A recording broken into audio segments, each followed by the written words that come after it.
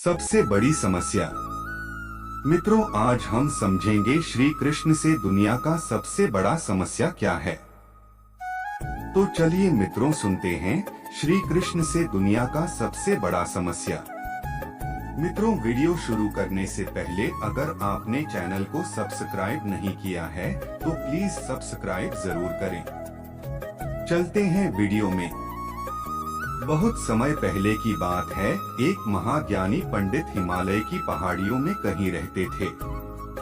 लोगों के बीच रहकर वह थक चुके थे और अब ईश्वर भक्ति करते हुए एक सादा जीवन व्यतीत करना चाहते थे। लेकिन उनकी प्रसिद्धि इतनी थी कि लोग दुर्गम पहाड़ियों, सकरे रास्तों, नदी झरनों को पार करके भी उससे मिलना चाहते थे। उनका मानना था कि यह विद्वान उनकी हर समस्या का समाधान कर सकता है। इस बार भी कुछ लोग ढूंढते हुए उसकी कुटिया तक आ पहुँचे।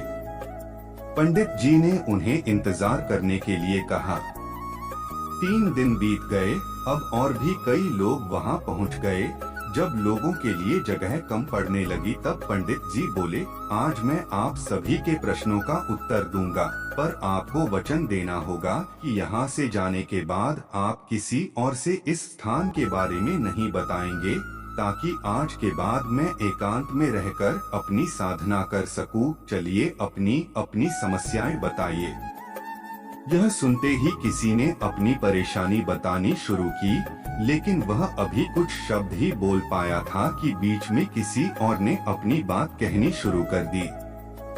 सभी जानते थे कि आज के बाद उन्हें कभी पंडित जी से बात करने का मौका नहीं मिलेगा, इसलिए वे सब जल्दी से जल्दी अपनी बात रखना चाहते थे। कुछ ही देर में वहां का दृश्य मछली बाजार जैसा हो गया और अंततः पंडित जी को चीख कर बोलना पड़ा, कृपया शांत हो जाइए। अपनी समस्या एक पर्चे पे लिखकर मुझे दीजिए। सभी ने अपनी समस्याएं लिखकर आगे बढ़ा दी।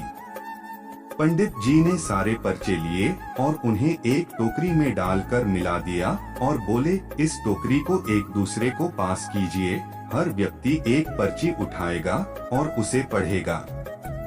उसके बाद उसे निर्णय लेना होगा कि क्या वो अपनी समस्या को इस समस्या से बदलना चाहता है।